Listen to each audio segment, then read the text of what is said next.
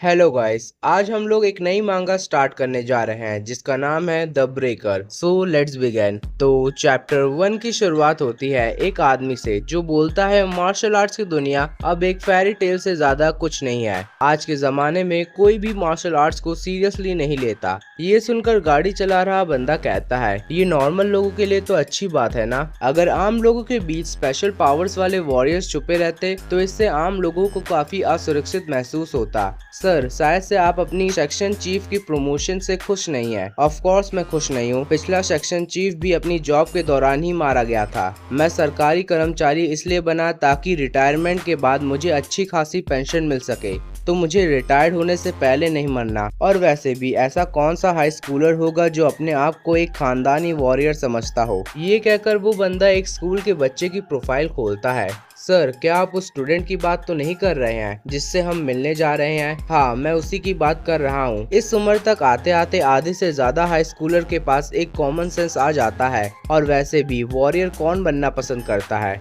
आपने सही कहा सर, ये काफी रेयर होता है। और पता नहीं, शायद कोई इंसान अपने आखिरी लम्हों में एक खानदानी वॉरियर से मिल जाए। फिर सीन शिफ्ट होता है। एक हाई स्कूल का लड़का सुसाइड करने जा रहा होता है और जैसे ही वो अपना पहला कदम बढ़ा ही रहा होता है, क्या तुम कूदने वाले हो? एक लड़का ये बोलता है। वो लड़का जो सुसाइड करने जा रहा होता है वो भी उस लड़के की तरफ देखता है और सोचता है, ये कब यहाँ आया और ये कितनी देर से यहाँ खड़ा है? किसे फर्क पड़ता है? मैंने अपना सुसाइड नोट लिख चुका है, अब बस मुझे आंखें बंद करके यहाँ से कूदना है। मैं ऐसा कभी नहीं करता अगर मैं तुम्हारी जगह होता। फिर से सुसाइड करने वाला लड़का उसकी तरफ देखता है और सोचता है, ये इतनी पास कैसे आ गया?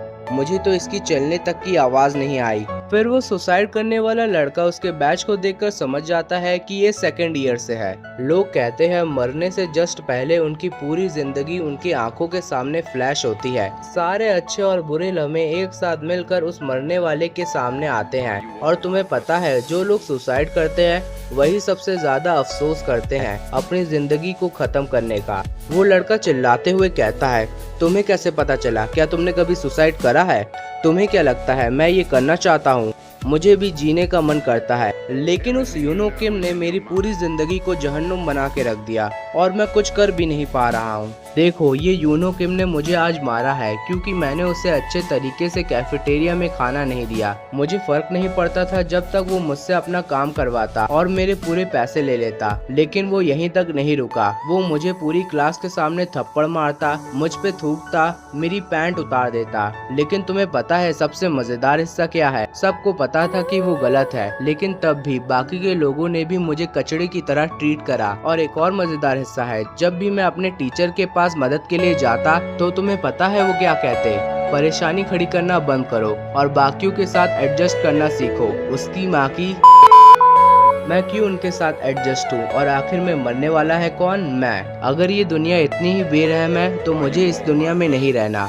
ठीक है, अगर तुम ऐसा महसूस करते हो तो जाओ। ये कहकर वो लड़का उसे हल्का सा धक्का देता है और सुसाइड करने वाला लड़का कुछ समझ ही नहीं पाता और सब कुछ स्लो मोशन में हो जाता है। वो लड़का अपनी बात पूरी करते हुए कहता है, अगर तुम ऐसा महसूस करते हो तो शायद से मौत तुम्हारे लिए इतनी भी बुरी नहीं है। ये चीज सुनकर वो लड़का तेजी से नीचे गिरने लग जाता है। क्या इसने मुझे धक्का दिया? तभी सुसाइड करने वाले लड़के की आंखों के सामने एक फ्लैश होती है और उसे अपनी जिंदगी के सारे अच्छे लम्हे दिखने लगते हैं और फिर अच्छे लम्हों के बाद बुरे लम्हे भी दिखने लगते हैं। ये सब देखकर उस लड़के को अफसोस होने लगता है। ये कितना अनफेयर है, मुझे ऐसे नहीं मरना। काश मैं उसे एक बार पंच कर पाता। तभी क्या मैं मर गया?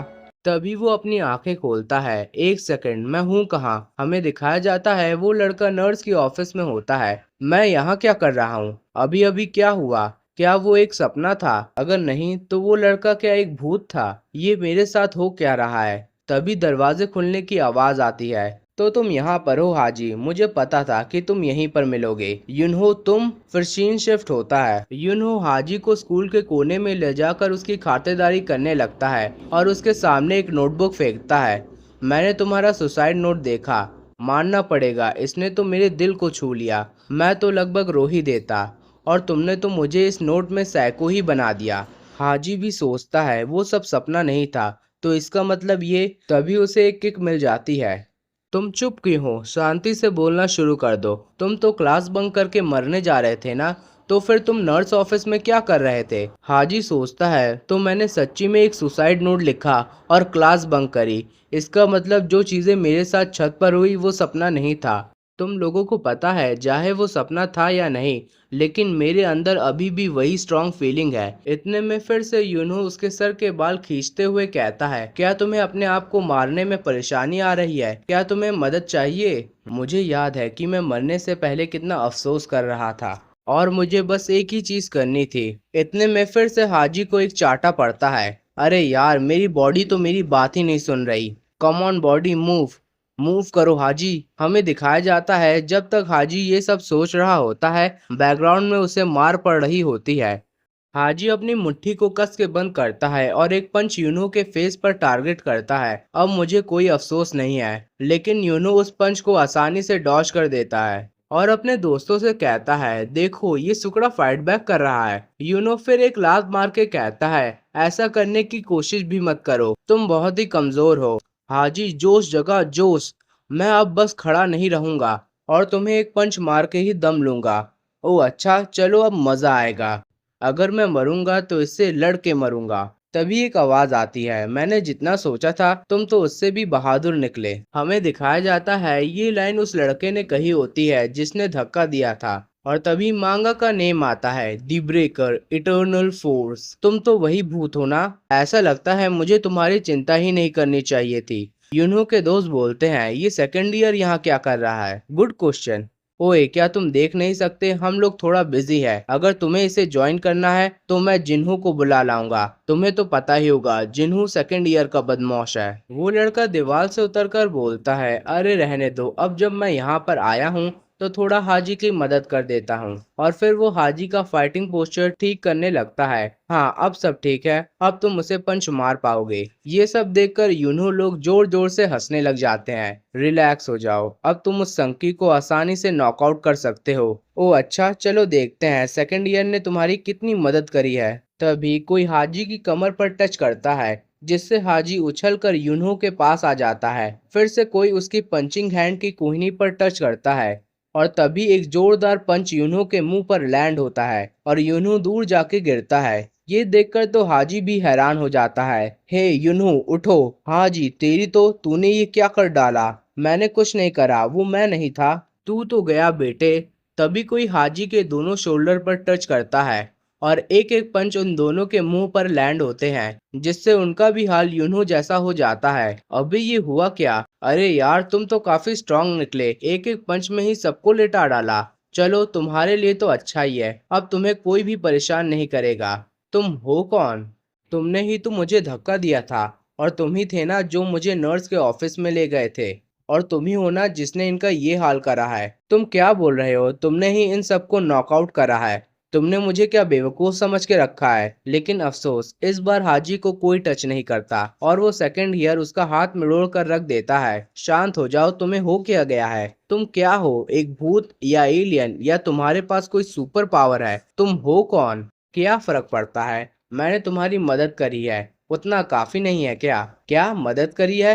तुमने इन चीजों को बद से बदतर कर दिया है। तुम्हें क्या लगता है वो लोग जब उठेंगे तो मेरा क्या हाल करेंगे? ये लोग मुझे 10 गुना और बुली करेंगे। वो मुझे अब करोड़ों बार मारेंगे क्योंकि मैंने उन्हें एक बार मारा है। मुझे समझ नहीं आ रहा, तुमने अभी पंच मारने की कोशिश करी उस पे जिसके बारे में तुम कुछ जानते ही नहीं हो। पता नहीं, शायद से वो एक भूत हो या एलियन या सुपर हीरो, और तब भी तुम इन लूजर से डर रहे हो। और शायद से तुम्हें लगता होगा कि मैं एक इजी टारगेट हूँ, क्यों? वो हाजी का हाथ छोड़ते हुए बोलता है, तो तुम मेरे से चाहते क्या हो? मैं उनसे तुम्हें छोड़ने के लिए भीख मांगू? तभी हाजी अपने घुटनों पे आके बोलता है, शुक्रिया मेरी जान बचाने के लिए। मुझे फर्क नहीं पड़ता चाहे तुम भूत हो या एलियन या सुपर हीरो। मुझे लगा नहीं था कि कोई मेरी मदद करेगा। मैं ये कभी नहीं भूलूंगा। क्या तुम मेरी एक और बार मदद कर सकते हो? मुझे सिखाओ कि मैं तुम्हारी तरह स्ट्रांग कैसे बन सकता हूँ। ओए, तुम तो मुझे जानते भी नहीं हो और तब भी तुम मुझसे एक फेवर मांग रहे हो। तुम साई उन ली हो सेकंड ईयर से। तुम्हें कैसे पता? इतने में साई उन ली अपना बैच देख लेता है। तुम जो कहोगे वो मैं करूंगा।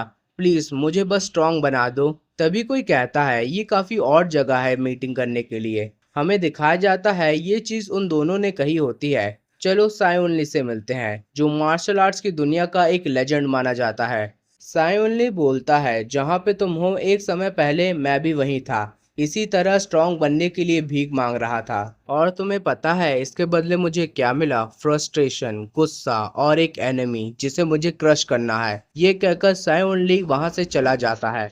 वीडियो पसंद आई हो तो लाइक शेयर सब्सक्राइब ज़रूर करिए।